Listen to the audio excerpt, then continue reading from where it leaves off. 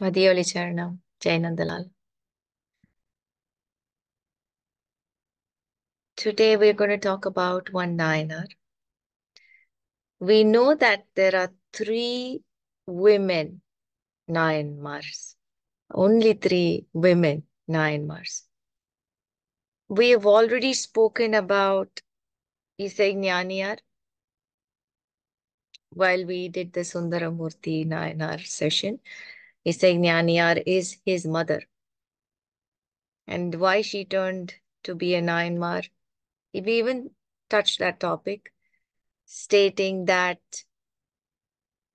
when the king came and asked for the child, that the child was so beautiful, the king of that land came and asked, I want to adopt your child. Can I adopt him? I don't have a heir to the throne. When the king said that, immediately the parents, here the credit obviously goes more to the mother because the mothers are the attached ones. The mother cannot give up their child, whatever said and done.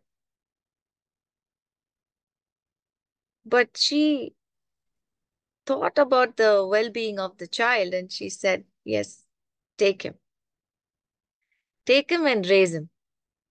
That detachment, only a person who is totally surrendered to God can have. She was not concerned about her, what would she think, what would she do. It's the selfishness that we always put ourselves first.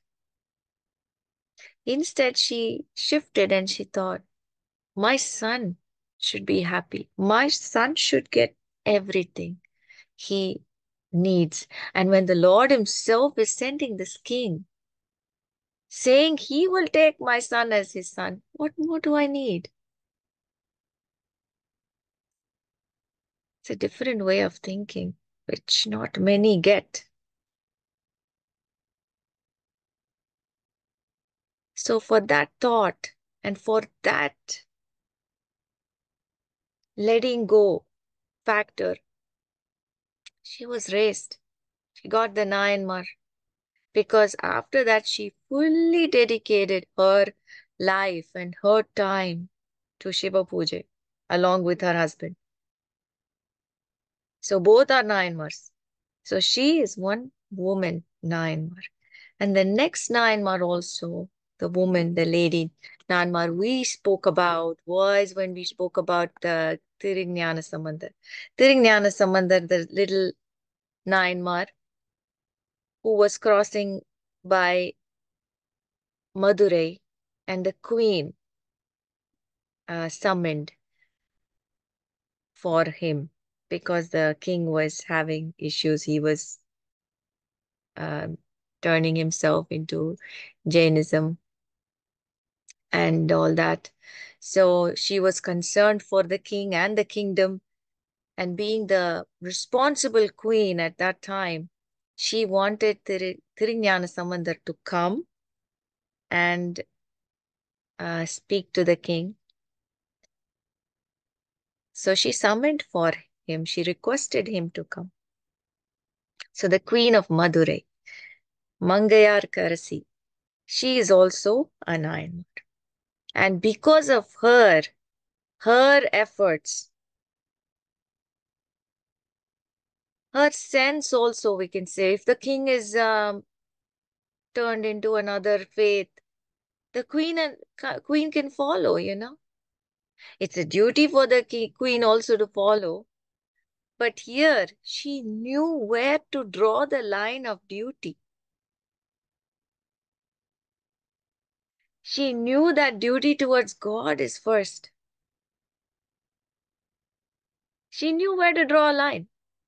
We can all blindly say it's my duty and do many things. We've seen in Mahabharata also, blindly so many people said it's my duty and did it. One being Bhishma the Great. When later on he realized there is a line for everything. We can't cross that line and say duty and do wrong. That is a test, right? Will you do the right thing? If you're duty bound, then this also becomes a test. There will be a time when duty is tested. So this king, this queen won that test, and she was raised to the Nayanmar position because she stood against the king. She was not disrespectful. She was quiet. She said, "You follow your faith. I am still a servant of the Lord, Lord Shiva." She didn't put him down or anything. She didn't disrespect him, but she stuck to her faith. And her minister also was with her. The minister of the kingdom also was supporting the king, the queen. Now we know the rest of the story. You go and listen to Thiruvalangadu Sambandar, you will know. So this is the second Nayanmar who is a lady. Now the third one who we are talking and we are dedicating the session to, the third Nayanmar, is Karaikkal Ammaiyar. Whoa, what a woman. What a woman. It's incredible, incredible. All these Nayanmars just stand out so distinct. They're all, we can't put them together and say they're all the same. They all have a trait to them that it's so, இப்படி கூட ஆள் இருப்பாள். Is there a person even like this? Was he really for real? It's too good to be true kind of people, you know. You can't find. These are gems, gems of gems.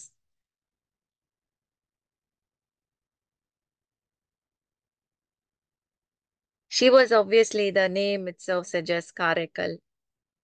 She was from Karaikal. And she was born to a merchant family. Very rich, very well-to-do. Her father, uh, Dana Dattan is the name.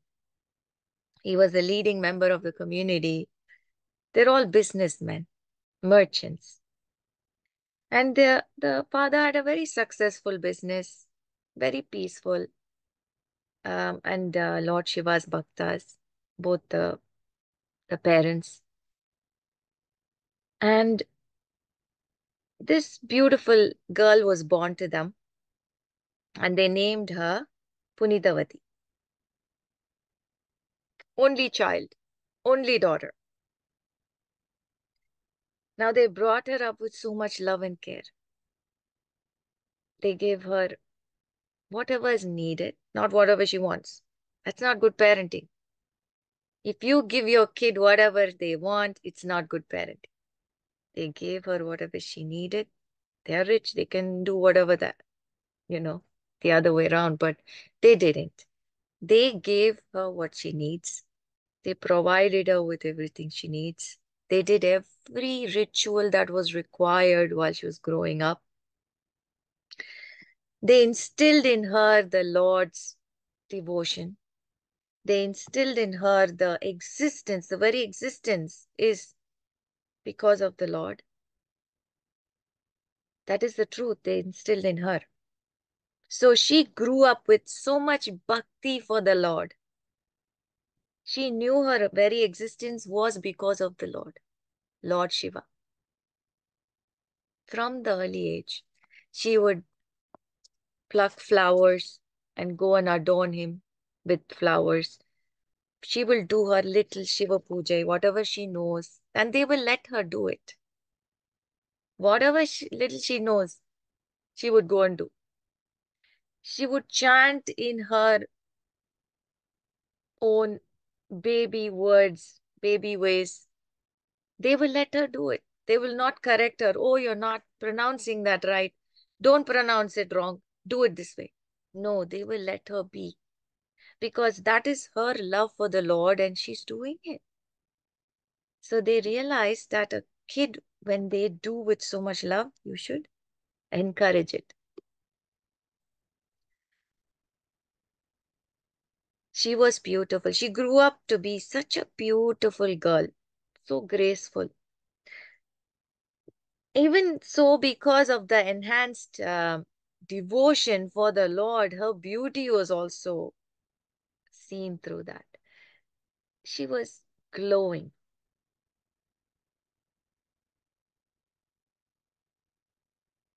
And also, when she grew up, she wanted to serve the Shivadiyars. That is one familiar thing we saw among Nayanmars. They all want to serve Shiva Bhaktas, Shiva devotees. They want to call them and they want to serve them. So she was one who initiated that in the family. She said, I want to serve the Shivadiyars. Whoever came to the door, she would um, give them all respect and food and everything. So the parents were very proud of the girl. She learned a lot of songs, poems, and slogans on Lord Shiva, and she used to sit and sing for him. She was always singing his praises. She would always greet an Adiyar, Shiva Adiyar, with Namaskaram. She would always say kind words and seek their blessings. Soon she was of marriageable age. She was the most beautiful girl in that land. So her mother and father were very protective of her. She was like a gem. She was not let out very frequently. Even if she was going out, it was a covered um, chariot kind of thing. Nobody can see her. They know, oh, she's going, Punidavati is going.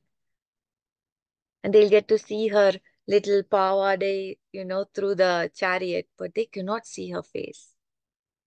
Because everyone knows she looks like the moon. She's so beautiful. And they were always wondering who's this lucky man who's going to marry her.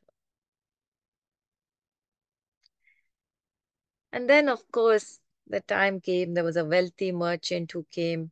They got to hear about Punitavati, her kindness, her love, her devotion for the Lord. All that spread like fire. And the merchant came. His name was Nidipati. He is from Nagapatnam. He's also from a very well-to-do family, very well-to-do merchant. He had a son named Paramadattan, also marriageable age. So he came and he spoke with Punidavati's father, Danadattan, and told him that we are interested in having an alliance. We are interested in um, having your daughter as our daughter-in-law. So he sent his relatives for the first meeting. Before those days, they don't come first. They will send their older people. They will send their elders to go talk because that way they will see everything. Elders are very, very good at this. They will see everything. Veedu seriya irka, adu seriya irka, patran seriya irka. All these small, small things. They will come and they will say, and then slowly they will enter the kitchen and, only the elders can do that. They can take liberty and do that.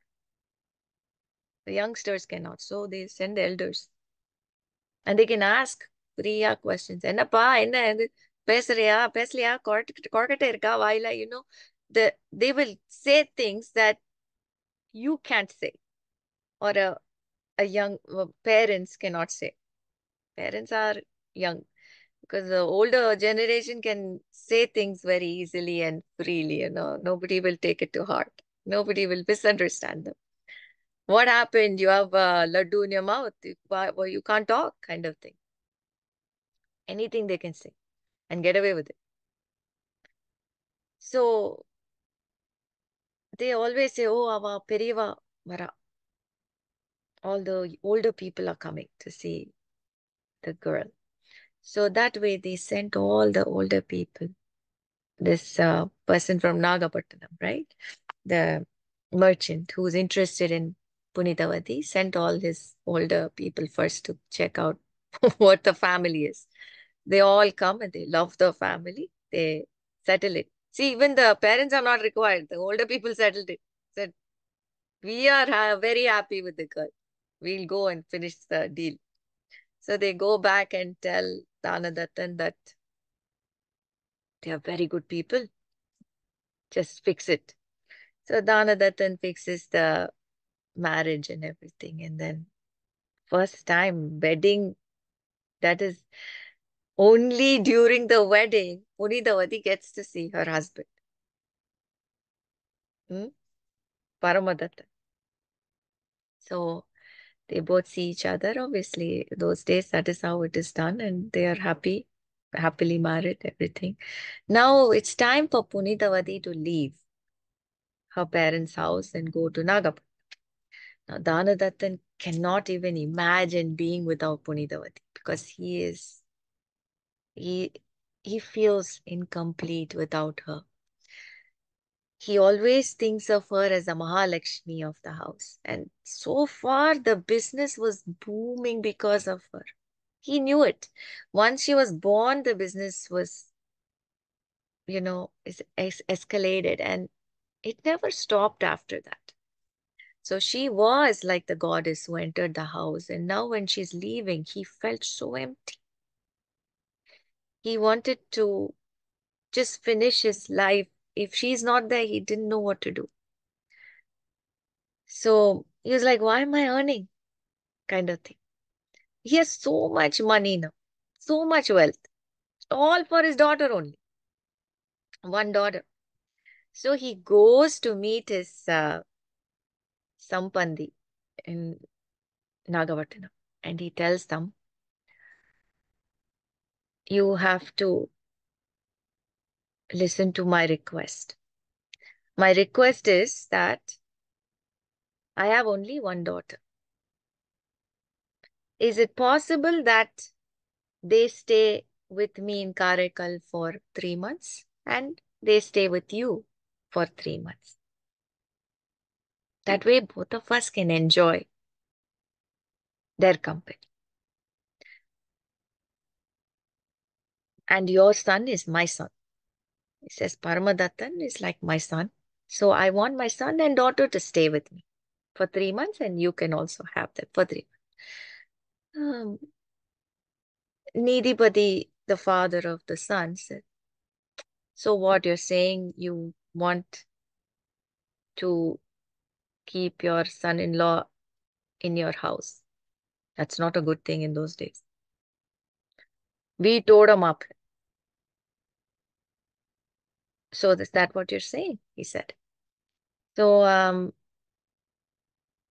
then he says, no, that is not what I'm saying. I'm going to build them a house, a big mansion I'm going to build. It's already in process.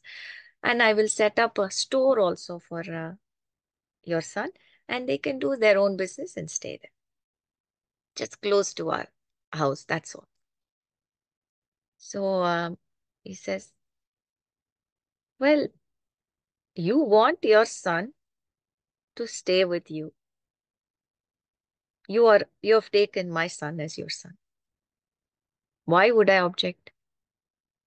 Can as well take him and do what you feel. It is your love that has drawn you here. And he was very nice and very understanding. Who does that? Who says these things, right? Who understands this um, affection in this way? Not many do, even in this generation. They are not going to understand this so openly, with an open mind. But this man was so nice, Nidipati's name itself, Nidipati. Uh, he understood what they were trying to say, what the father, he has only one daughter, poor thing, he's longing to be with her and all that. He understood and he said, okay, they will stay with you for 3 months, they will stay with me for 3 months. He was fine with it.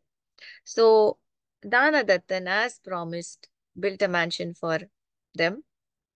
So they were staying beside his house and they were having their own business. The son-in-law got his own business and he was doing very well.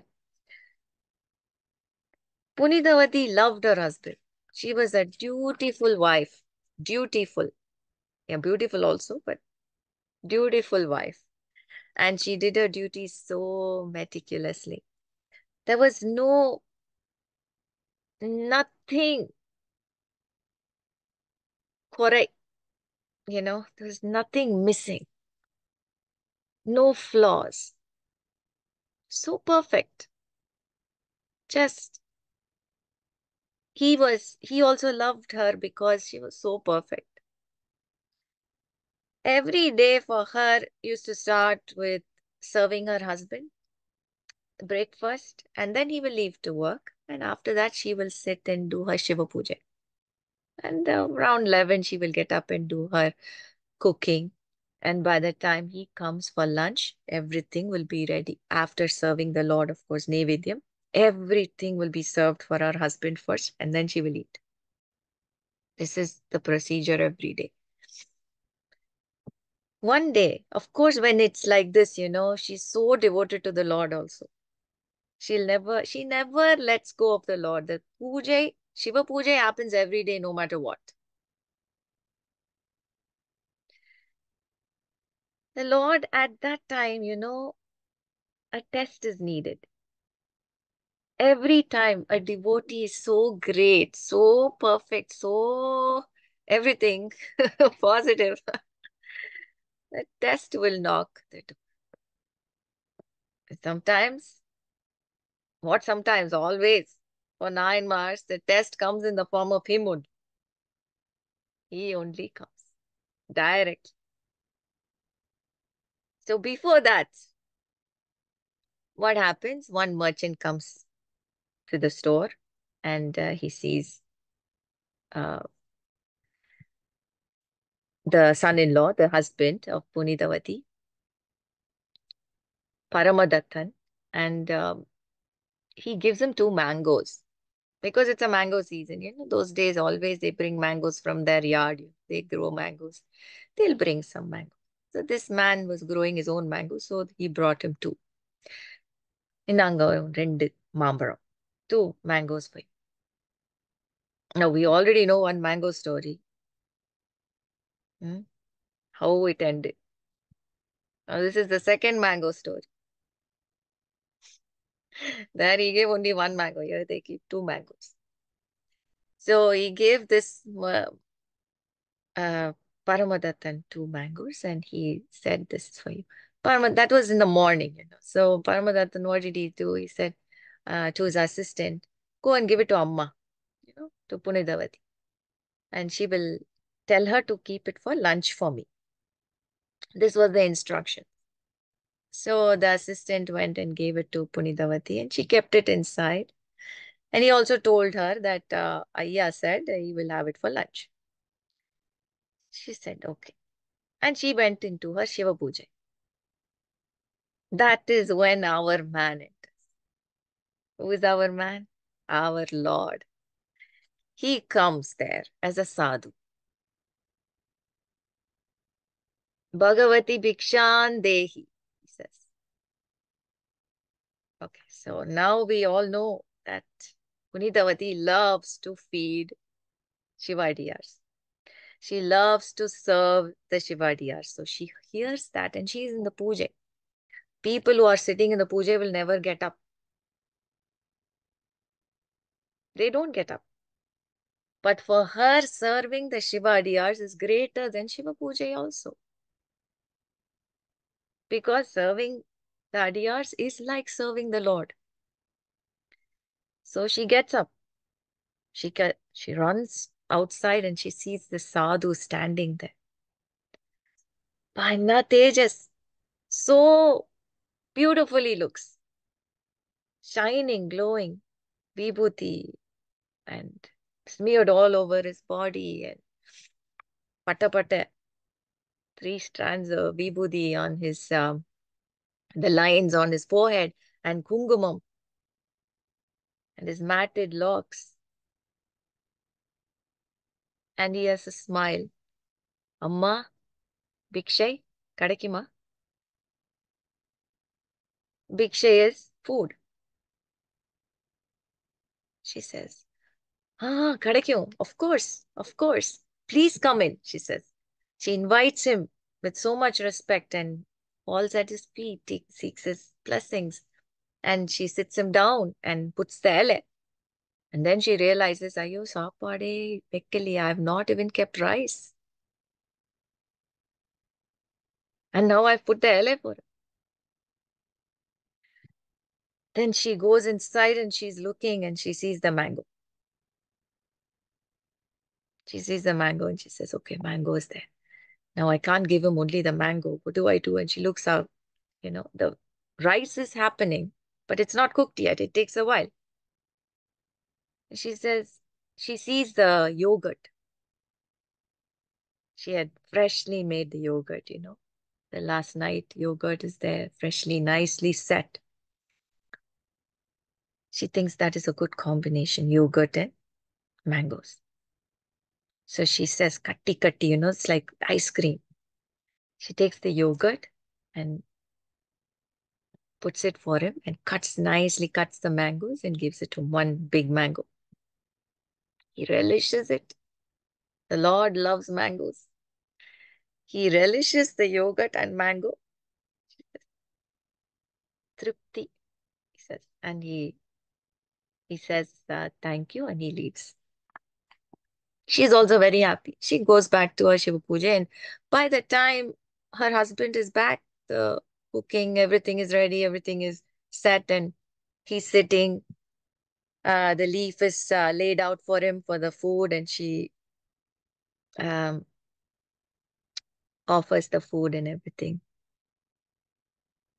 Then he asks, Nidavati, can you bring me that mango? She says, yeah, I'll bring it. And she cuts that one mango that she has and she gives it to him. He's like, this is the most delicious mango I've had. Where's the other one? He said. That is when her heartbeat stops. It's like, oh gosh, what do I do now? Now, others would have said, na saaptute. That's a lie. But our Punitavadi cannot lie. That is not how she is. But here she could not even tell the truth.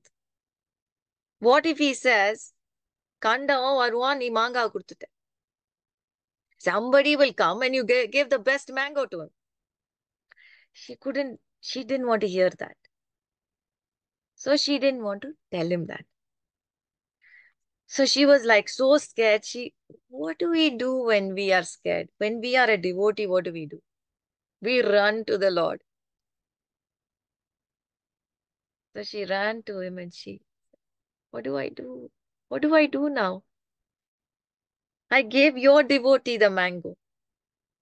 You only give me everything. Now she's a person who has not asked the Lord anything. She has never stretched her arms out and asked him anything. So she says, you gave me my father, you gave me my mother, you gave me my house. You gave me this husband. He's so nice. You gave me this house, you gave me everything. Swami, just give me a mango, she says. Just give me a mango. I don't know what to tell him.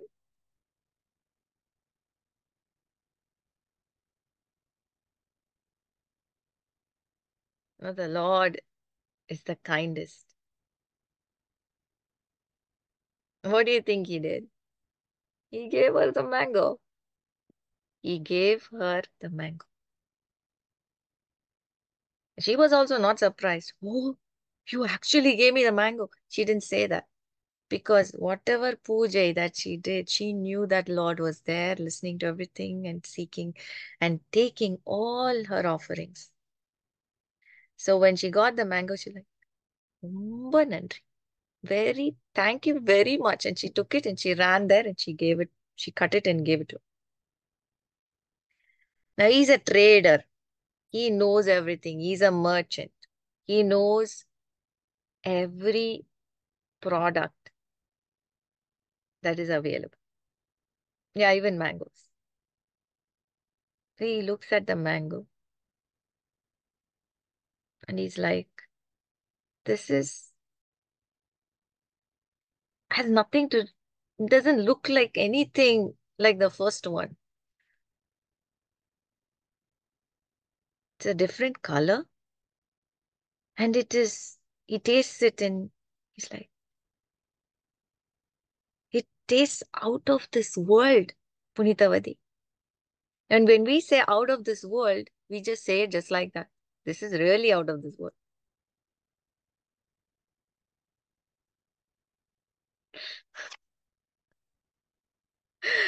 எங்கடா சுவாமி கையிலேந்து it's come from the Peruman himself, out of this world only. He's like, this taste I have not had anywhere. Punitavadi, where did you get this mango from? This is definitely not what that merchant gave us. He was so sure. The color, the smell, the taste is really out of this world. He says, where did you get this mango, Punitavati? Now Punitavati is done. Done. She was, Swami, please forgive me, she says. Please forgive me. What I did was I gave a Shivadiyar. He had come. He asked for Bhiksha. I gave him that mango. Now, when you asked me for a mango, I didn't know how to tell you. So I went and asked Lord Shiva. She said, I went and asked Lord Shiva. He gave me this mango. That is why it is so good, she says. And then he's like silent, thinks for a while, and he says, so you are telling me that the Lord, who is hmm, hard to reach by the Rishi Munis, even after their penance, hard to reach by Asuras, after thousands and thousands of years of penance, who resides in Kailayam with Uma Devi. He took the time and gave you a mango, he says. Nambitema, Nambite. Says, I believe, I trust you. Okay, okay. It's like making fun, mocking her. Yeah, yeah. You got me. You're telling me you think I'm a fool? Or the God is so jobless to come and give you a mango? He has no time to save the world, huh? You're telling me he has time to give you a mango, he says. Okay, fine. Let's say I believe you. Get me another one, he says. You got me one, right? You get me another one. Now, because I'm looking and I'm here, get me another one. She didn't even hesitate. She didn't even say, how can I go and trouble him now again? How can I ask? She says, okay. And she went in. No hesitation. She said, okay. And she went in. She went in and she came. She was like, she was asking the Lord, you gave me one mango. Now, your belief is put to test. Forget my belief. Your existence is put to test. He's mocking. I want a mango just for that, she says. If you are really there, give me another mango, she says.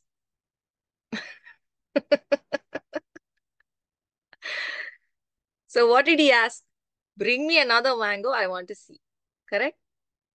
So why can't you just bring me a mango, she says. The Lord immediately gave her a mango. So she got another mango. She came out and she put it in his hand. Here, take it, she said. Now she didn't cut it. She gave it to him whole. And he just went and he wanted to take it to his mouth. It disappeared. While he was taking it there, it just push. பார்க்கணும் தானே சொன்னா சாப்பிடணும் சொல்லல. He said, bring the manga, I want to see. He saw. Now, if the Lord had let him eat it, he would have said, you got it from some basket. Maybe you bought it and kept those two in the basket and you're giving it to me, correct? In front of his eyes, he made it disappear. Only then Paramadattan will believe that this is not an ordinary mango. It is really from out of the world.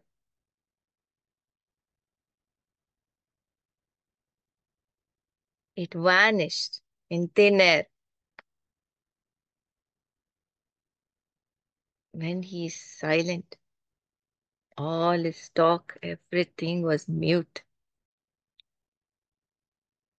He looked at her and it's dawning on him that this is not an ordinary woman. I underestimated her. This is not an ordinary woman. She's really got this mango from Lord Shiva. It's fully silent. And when she said, Swami, you want something else? Because he's still sitting in the LA, right? In his meal. And she said, you want something? Vendama. Amma. Vendama. Paravat.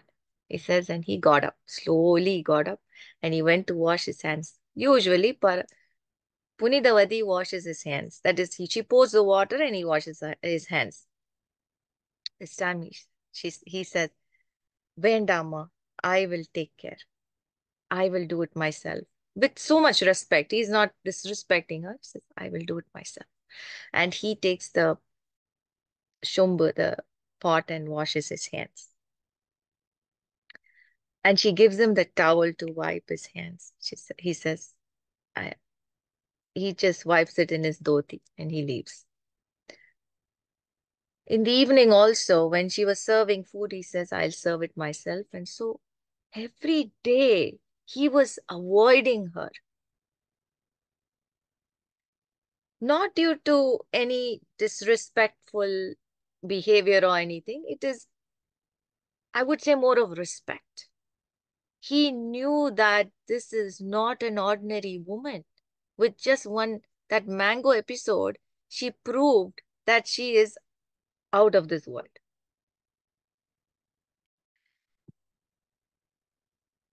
Then slowly he realized he's not able to lead a family life with her. He could not be a husband to her. He was not seeing her as his wife. So he had to come up with some excuse and he wanted to leave the house. So because of uncomfortable, he was uncomfortable. So he went out, he said he's going out of town. So he took all the goods and he sailed to Bengal and all those port areas, he went and he was doing his business. He was gone for a long time. At that time, Punidavati spent all her time in Shiva Puja. She was not worried for her husband, but she was having him in his thoughts. I hope he's okay. I know you're taking care of him, kind of thing. Not stressed out or worried about her husband. She loved her husband, truly, genuinely. And she did her puja. She loved the Lord more. She didn't even realize that a year and two has gone by and the husband has not come back. She was very busy with her Shiva Puja. Now, a person from a nearby village just happened to go to Madurai. In Madurai, he came across Paramadattan, the husband. He was there in a big bungalow. He was standing there, and this man approached him and says, Nappa, what happened, Parmadatta? Where are you? Your wife is waiting for you there. And what are you doing here? And whose mansion is this? So he says, no, I've settled down here in Madurai. And suddenly a small girl runs and comes, says, Appa.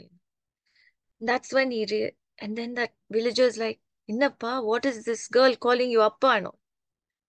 And then Paramadattan said, yes, I'm married and settled down. Your wife is waiting for you there and you're married and settled down. So now this news has gone to Punitavati.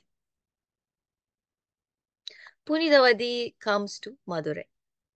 She's staying in somebody's house, a relative's house. And Paramadattan um, comes to know that Punitavati is in town. She's in Madurai. And she's going to visit him soon. Paramadattan says, no, let her not come here. I will come and see her. So he brings his wife and his daughter and he goes to see Punitavati. When he saw Punitavati, he, his wife and the child go and do namaskaram to. All the three of them are doing namaskar, Shashtanga namaskar to Punitavati. That shocks her and the relatives and the villagers around. Why would a husband do namaskaram to the wife? Nobody understood. So he has tears in his eyes and he's like having his hands folded. He says, I like to tell you all something. And he relates the whole episode about this mango and how everything happened. And that she is not an ordinary person. She's a divine entity. There is some connection. Otherwise, the Lord is not going to come and give mangoes. There is something here, he says.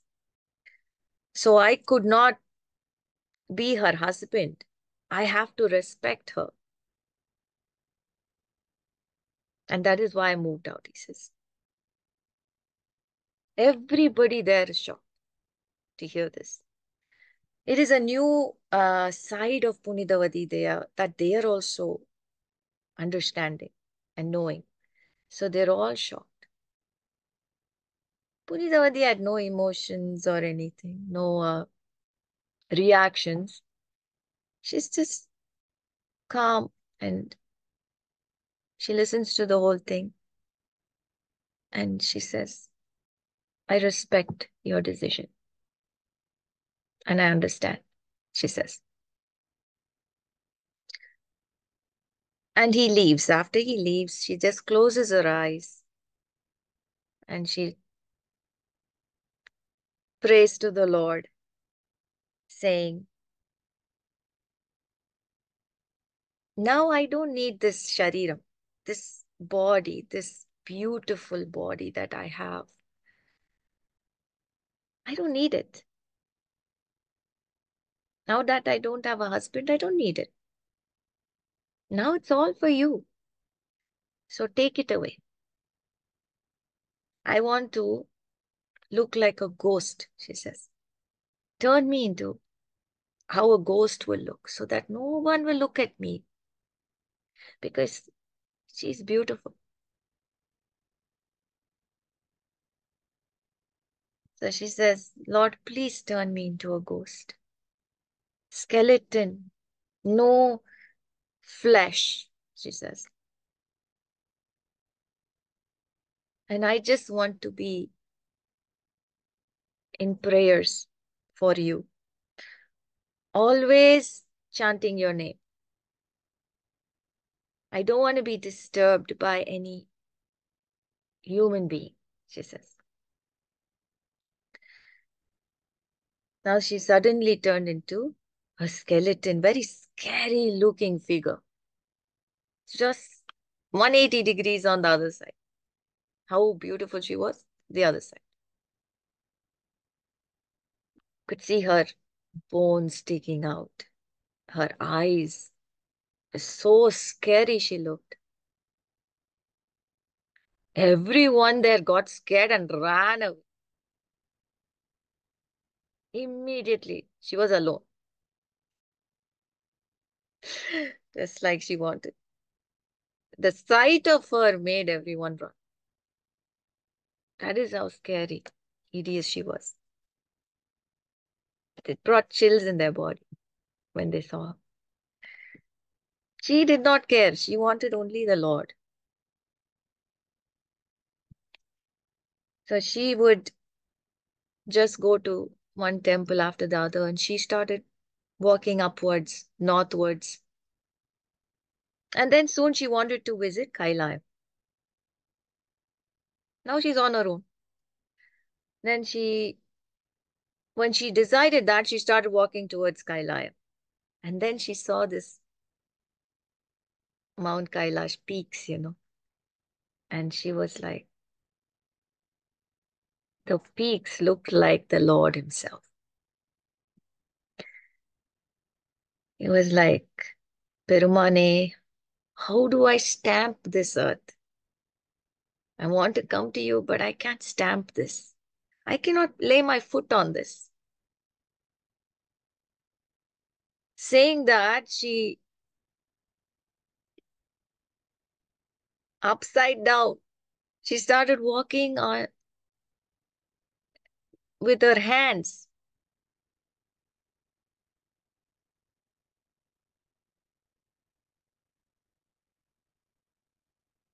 And that is giving chills in our body, right? She started walking with her hands upside down. She was walking up like sadhana vishayam, it's like a piece of cake. And Lord Shiva and Uma Devi were just appalled by her bhakti. They were so impressed by her bhakti, they came and gave her their darshan. And you know what Lord Shiva called her? Ammai, Amma.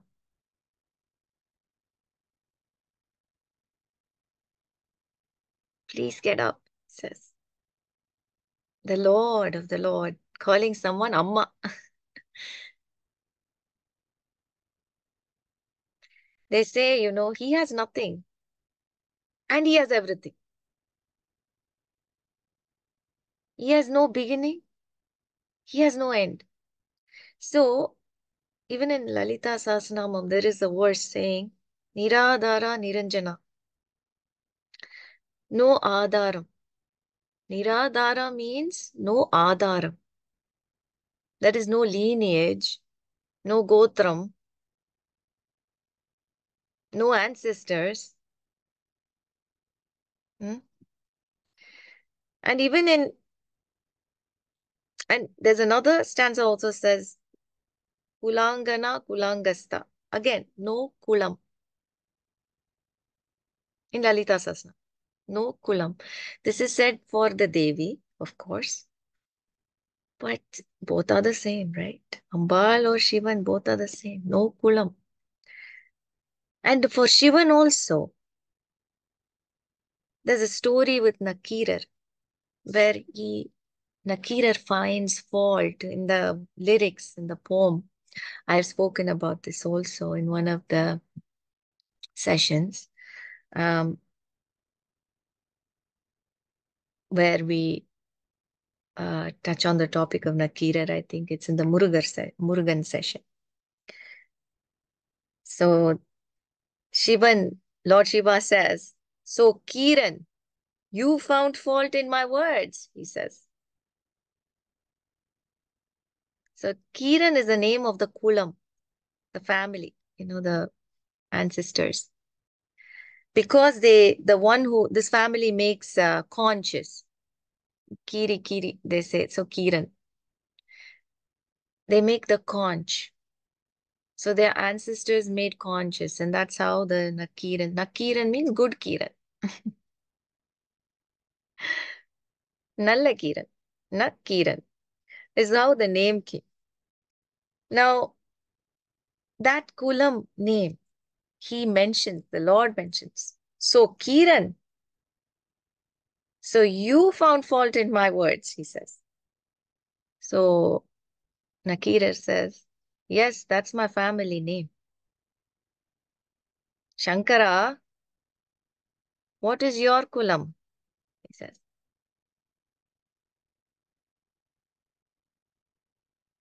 So this was the interesting conversation between Nakira and Lord Shiva.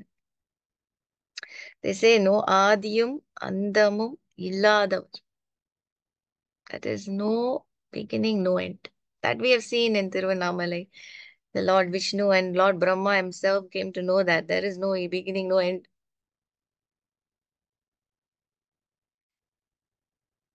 That Peruman, that Lord, calls this devotee Ammai. That is what is so touching. He calls her Ammai. She looks at him and she says, Appa, Vandatiya. So that was a beautiful connection between the two. She's so overjoyed.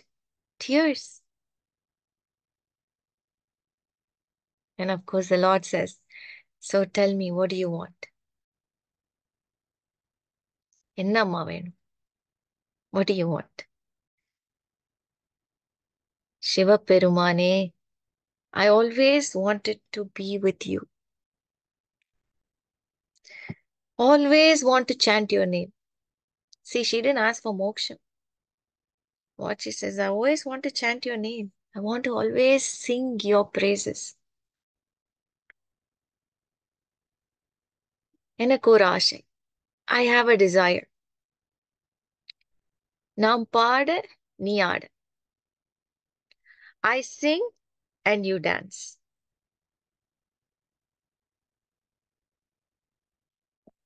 This is all I want, Virmane, she says. Whatever births I take, I'm not sure if I have a birth. Whatever birth I take, this is all I want, she says. The Lord says, Seri Amma. Ahat, you got it. You got it. You go to Thiruvalangadu. You do a penance there. You sing over there. And I will dance for you, he says. So Thiruvalangadu is the place where Karaikkal Ammaiyar, she got the name there because she's from Karaikkal. And because the Devam, the Lord himself called her Ammai. And if you see all the Nayanmars, the Vigraham, the statues in any temple, you will see Karaikkal Ammaiyar sitting. Everybody else will be standing. So you will know who Karaikkal Ammaiyar is. She's the only one who will be sitting. The Maryade the Lord himself gave to her.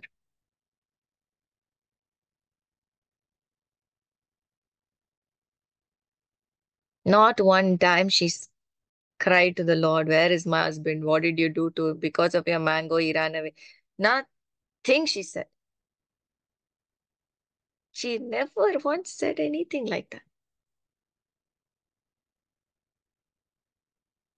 Her puja, her time she gave the Lord. She knew that everyone is acting according to their karmas. She knew that he has gone for a business. He'll come back when he has to. And the Lord is the controller of everything. He knows.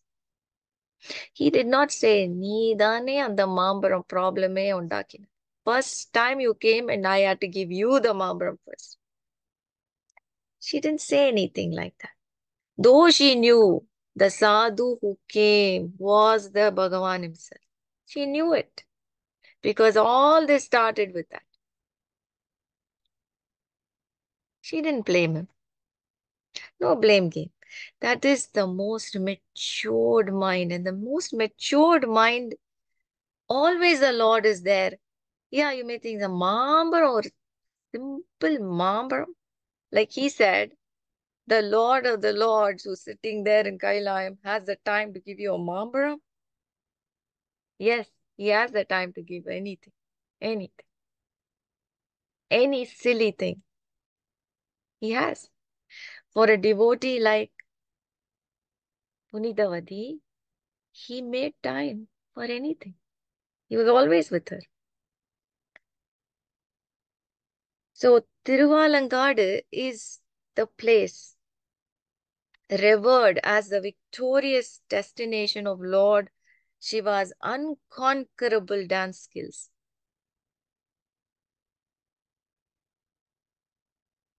Here is another place like in Chidambaram. This is also revered to as the place where the Lord has done his Tandav.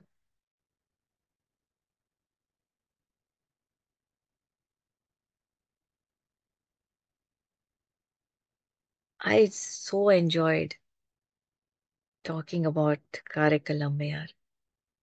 It is a lesson for all of us. Of course, she was involved in Shiva Puja and singing the Lord's praises. She attained moksha and in that place. So it is, you will see a statue of her beside the Lord who's dancing and she's standing there and singing. That is the uh, statue you will see when you go to this temple. It is incredible to just see how the Lord pleases his loving devotees. In uh, in one of her verses, she has sung in Arpuda Tiruvandadi, they say, there is a stanza. I'm just going to say this and we will end the session. The stanza, I'm not going to read out the stanza, but the meaning of the stanza I'm going to relate. When you bang your feet on the floor, the nether world shatters, she says, because the Lord is dancing for her, understand? And she's a poet from the 5th century. She's even before all the known Nayanmars for us. And that is one of the reasons that all of them respect her, because she's older than everyone. So this she has seen. When these poets write something, they have seen it. And that is why they're writing. When you bang your feet on the floor, the nether world shatters. When you raise high, your head smashes the clouds. When your arms are adorned with the bracelet moves and the directions scatter, she says.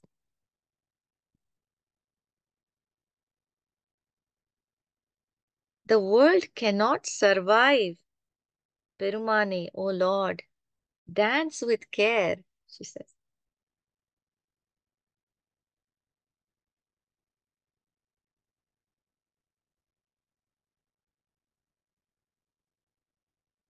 This is to give you a little idea of how the Lord dances, how he showed the presence to Karaikkal Ammaiyar. I thoroughly enjoyed speaking about her. Mathioli Charanam, Jai Nandalala.